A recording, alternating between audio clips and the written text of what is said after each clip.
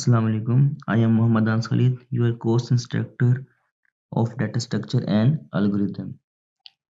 In our previous lecture, our main objective was to understand how searching works in data structure. We focus on two searching techniques, linear search and binary search.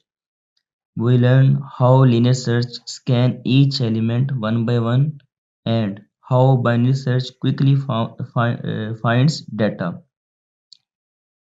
We know that binary search works only a sorted list. The idea is simple. Instead of checking each element one by one, we divide the search space in half. We start by checking the middle element of array. If the target is equal to middle value, we found it. If the target is smaller, we search in the left half. If the target is larger, we search in right half. This continues until we find the value. The key benefits of binary search is speed. Instead of checking n elements, we checking log n elements, which is much faster for large dataset. Now let's discuss bubble sort, one of the simple sorting algorithm used for learning sorting logic. Sorting is a data structure uh, is a process of arranging element of list or array in a specific order, typically numerical ascending or descending order. Now let's discuss bubble sort, one of simple sorting algorithm used for learning sorting logic. Bubble sorting works by repeatedly comparing element and swap them if they are in wrong order. The largest value gradually bubbles up to the end of the list, just like bubble rising to the surface. Here how it works. First of all, start from the first element, compare it with the next element. If the first element is greater than the second, swap it. Move to the next pair and repeat. After one full pass, the large element will be at the last position. Repeat the process for the remaining unsorted portion of the list. Start with the first two values 5 and 7. We compare 5 and 7. 5 less than 7. No swap required. Now compare 7 and 9. 7 less than 9. No swap required. Compare 9 and 6. 9 greater than 6. Swap these two elements. Now compare 9 and 1. 9 greater than 1. Swap 9 and 1. Now compare 9 and 8. 9 greater than 8. We swap these two values. Now compare 9 and 2. 9 greater than 2. We swap these two values.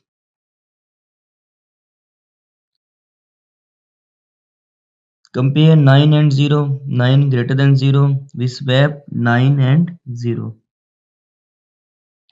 Compare 9 and 3. 9 greater than 3. These two values will swap. Now compare 9 and 4. 9 greater than 4.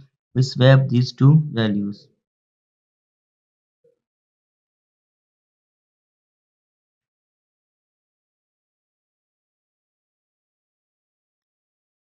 We are sorting list into an ascending list. The large number is now at the end of the list where it should be.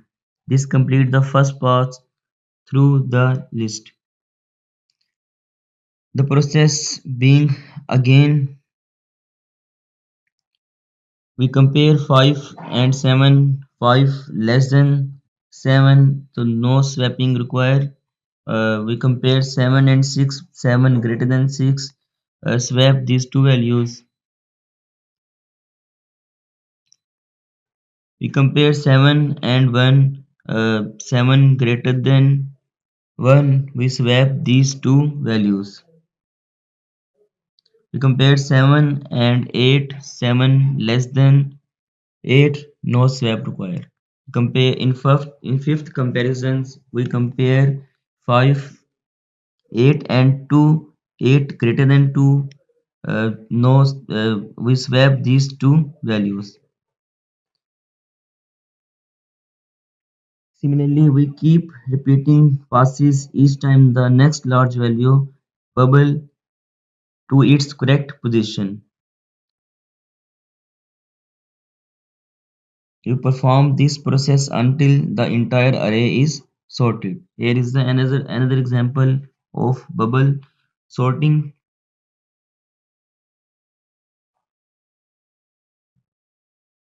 Now let's understand the logic behind bubble sort through this algorithm. We have two loops, the outer loops and the inner loops. The outer loop runs from 0 to n minus 1. This means we repeat the sorting process n times because we want to push the large value to the end one by one.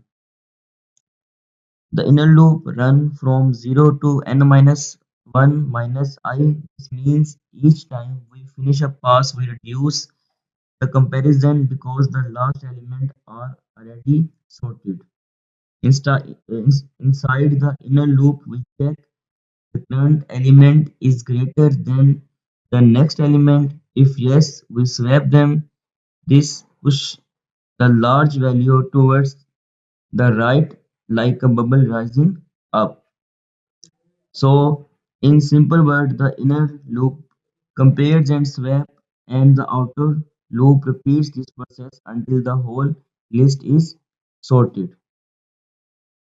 At the end of all passes, the array becomes completely sorted in ascending order.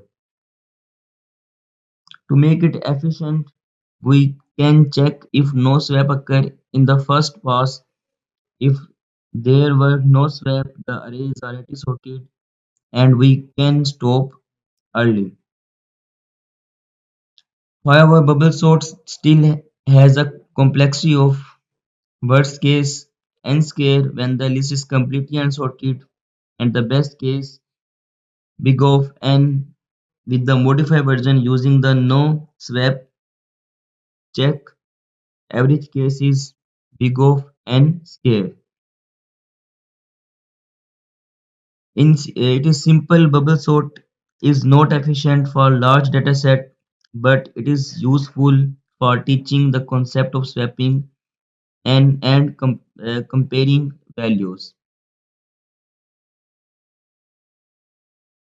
Now let's move on the selection sort, which is the one of the simple sorting algorithm. Selection sort work by repeatedly uh, repeatedly selecting the smallest element from the unsorted part of the list and swapping it with the element at the current position.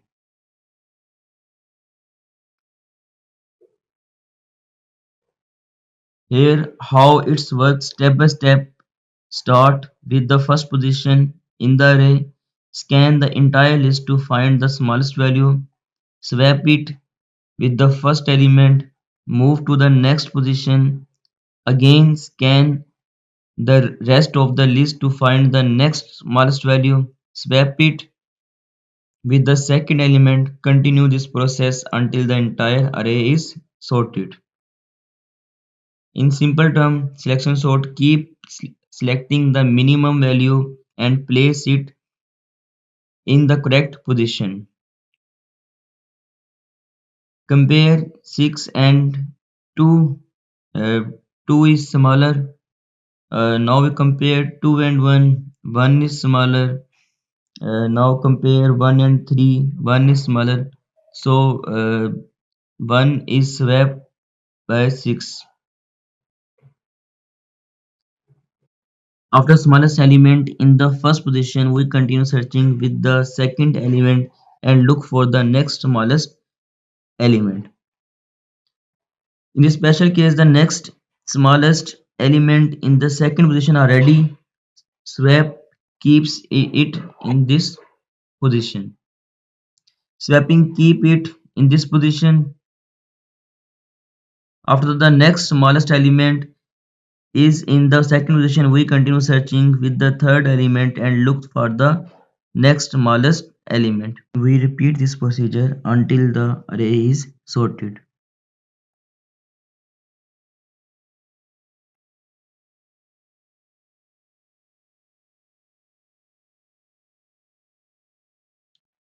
Now we explain step by step how it's work. For I is equal to 1 to n minus 1, this means we will repeat the process from the first element to the second last element of the array. At each step, we assume the current element is the smallest. Next line, mean x is equal to a of I. This means we temporarily store the value at position I as the minimum value for now. Then we move into a inner loop for j is equal to I plus 1 to n minus 1. This loop scans the remaining elements of the array to find if the array is any value smaller than our current minimum. Now the condition if a of j less than minimum x, then here we check if the value at position j is smaller than our current minimum, then we update our minimum index and minimum value.